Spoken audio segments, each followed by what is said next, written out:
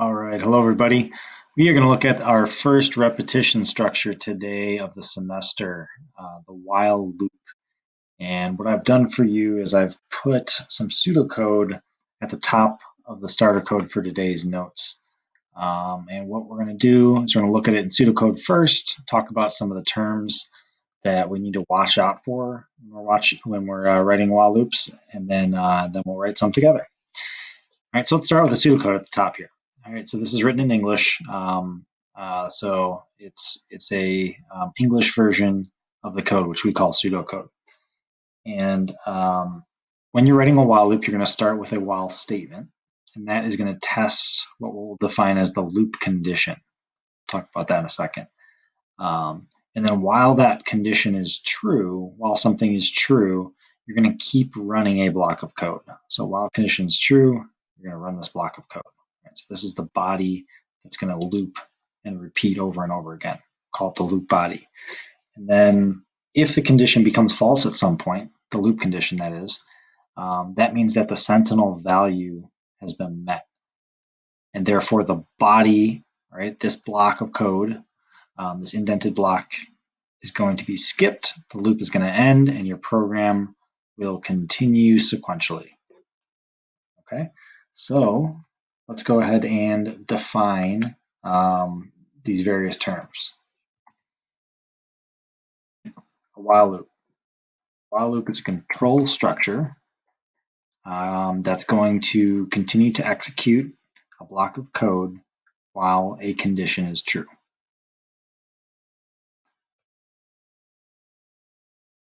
And the condition that you're checking each time around that loop, we're going to refer to as the loop condition. Right? It's what the loop is based upon. So it's a conditional expression just like you would find in an if statement. Same idea. The loop body is the thing that's going to be repeated inside of the loop. By inside of the loop, I mean the indented block beneath the while statement. And this contains the statements that you're going to want to repeat over and over again. Looping variable. This is the variable that you're going to test each time around the loop, right? You've got this loop condition that you're constantly checking, and there's going to be a variable included in that loop condition, likely that you're checking the value of over and over again, right? And importantly, you want to make sure that that loop variable, that looping variable, gets updated somewhere within the body of the loop. And that'll be really important for avoiding writing what we'll call infinite loops. And then the last term I introduced is sentinel value. This is the value that is actually going to stop the loop. Once this value is reached, the loop will be exited, right, and the loop condition will become false. All right. Okay, let's see what this looks like in practice. So we're going to do a simple type of loop here that we'll call like a count loop. So it's going to be a loop that each time around, it's going to increment some counter variable. All right, so we're going to initialize this variable outside the loop. And this is a common thing that you'll do with loops as well, is you'll initialize that variable right before you start your loop. So let's say what we're going to do here. We're going to, let's say we want to count to 100 and print it out.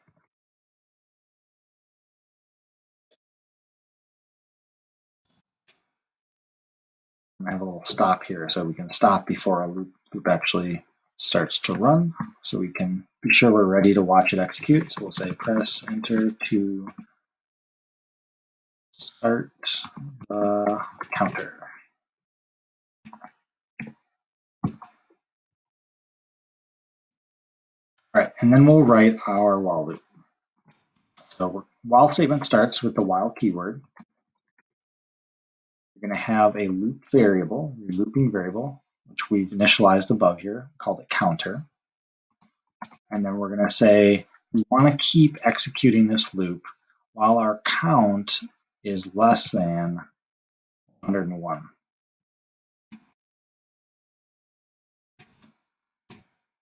Inside the loop, what do we want to do each time? Well, we want to print out what the count currently is. So count is at, and then we'll just go ahead and print out the value of the counter variable.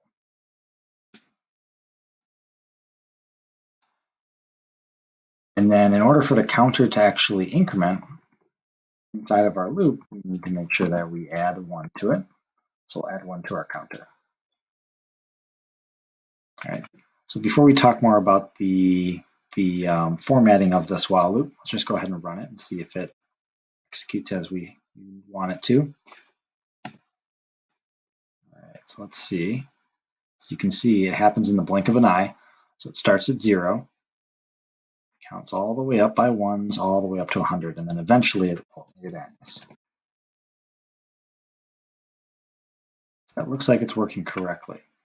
So let's look a little bit more detail at the formatting we used here. So like I said, the while keyword's used. You've got your looping variable counter. You've got your loop condition, which is while the counter is less than 101. And then this entire thing is referred to as the while statement.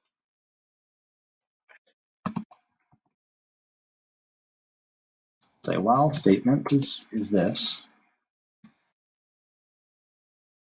And it contains, so I'll say, let me spell that correctly, containing the loop condition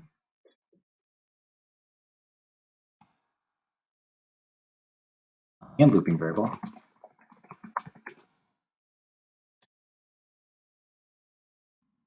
Then for this loop, the sentinel value, or we can tell from looking at the loop condition, is that once it's at 101, the statement will turn false. So sentinel value is 101 and greater.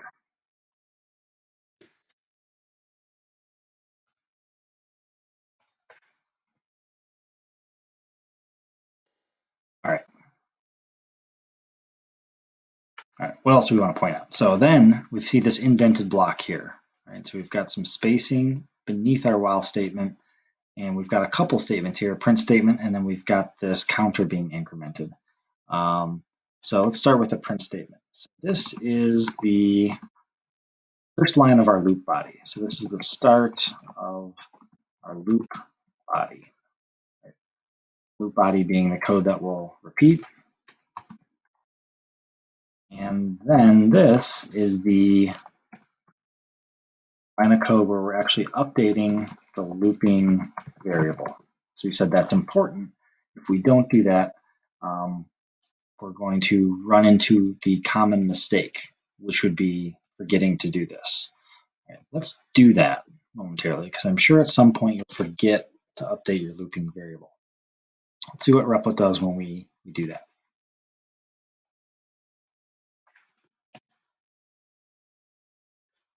And you can see here what an infinite loop looks like in Replit, right? So it's continuing to print out the count, but the count never gets updated. So it's constantly 0, and it's never going to reach that sentinel value of 101 or greater. So infinitely repeating loop, and in Replit, you can stop this by clicking the stop up above, and that'll stop executing for you. All right, so common mistake here is not updating the looping variable,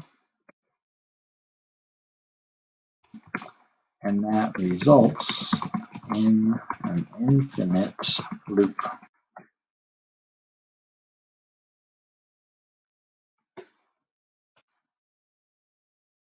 All right, so we've got one while loop down. We counted up in this case. So here now, go ahead and I'm going to issue a challenge then. See if you can do the same idea, right? Making a counter that's going to count, but this time you're going to count down from 10, right? So 10 all the way down to 0, and then have your program say blast off. Okay, so go ahead and pause the video, give that a shot on your own, and then we'll come back together and solve it.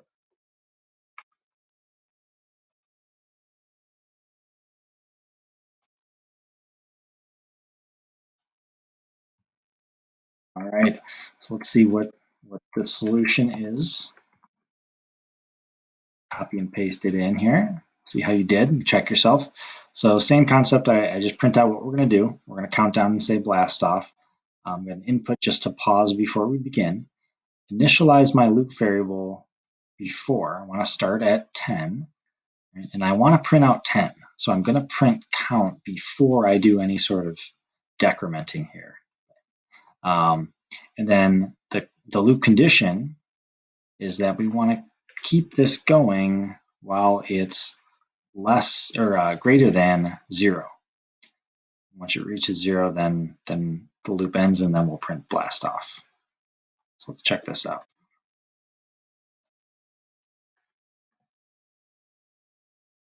Oh, we did not fix our infinite loop. That's going to be a problem.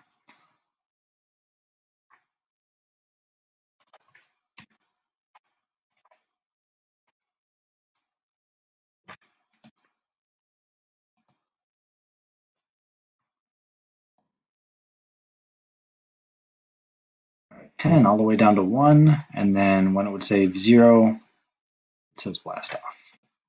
Good. All right, next one.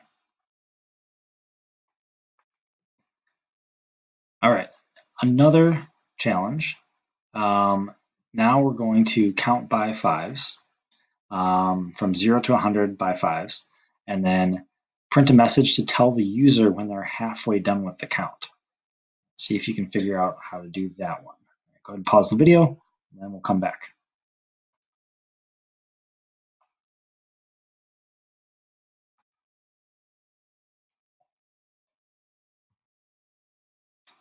Solve this one together now. All right, so same concept, right? This is another count loop, right? Challenging a little bit because now we're going to have a check somewhere in the loop. All right, so here's what that would look like. Now we have the count starting at 0 and the end at 100. So I went ahead and made those variables rather than hard coding any of it into my while statement. That would be optional. You certainly could have done that a different way. And then while the count is less than equal to that end value, we're going to say and state what the count is. We're going to check to see if we're halfway done. All right, so are we halfway to the end? So n divided by 2.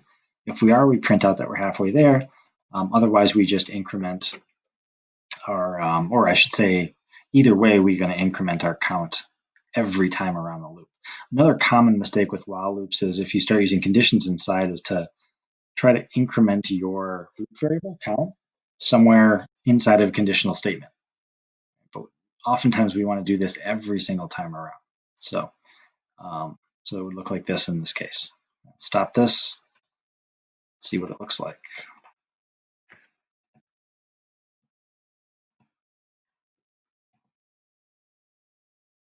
All right, so we've got count 100 by 5. So 0, 5, 10, all the way up. When you get to 50, tells me that we're halfway done, and then all the way up to 100.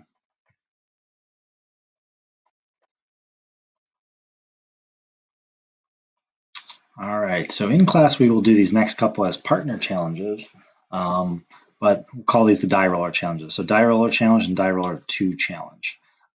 So go ahead and try the first one if you want to pause the video, and then we'll come back and solve this one together.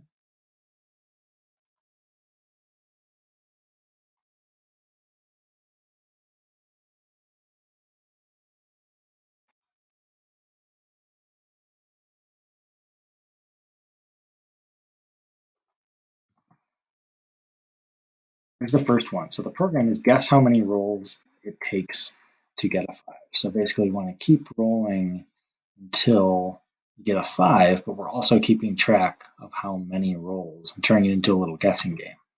Here's what that would look like. So we want to have the user guess. So we're going to guess how many rolls to get to a 5. We're going to write a loop that goes and keeps executing while that die is not a 5, right? We want to keep rolling. And to simulate our die roll, we've got our random function, randint, to generate a random die roll, stating what that die roll is, and then just incrementing a variable that's keeping track of how many times we had to roll it, right? Because we want to know how many rolls before we got a 5. When we're done, we'll say how many rolls it took, and then we'll see if the user got it correct, right? Does the guess equal to rolls? If so, you got it correct. If not, incorrect. All right. Final challenge of these notes, all right, another while loop challenge. See if you can display how many evens after rolling a die for 5 rolls. Okay, so go ahead and pause the video and try that.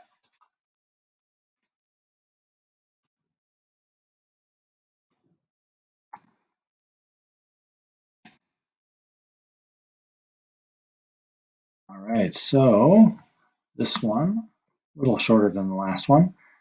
So now we're going to do something for 5 times. So starting a count at 1, ending a count when it gets to be 6, where we're incrementing that count in the loop variable count inside of the loop. Right. As you've noticed throughout these notes, it's pretty common to do this incrementing at the bottom of the loop, although that's not required. But that's been the case in most of these examples where you're incrementing your loop variable right down at the very bottom of the loop. So for this program, we are going to do this thing 5 times, basically. Okay, so roll a die, print it out, check if it's even, and if it's even, we add 1. And then the program tells you how many times, how many even numbers you roll.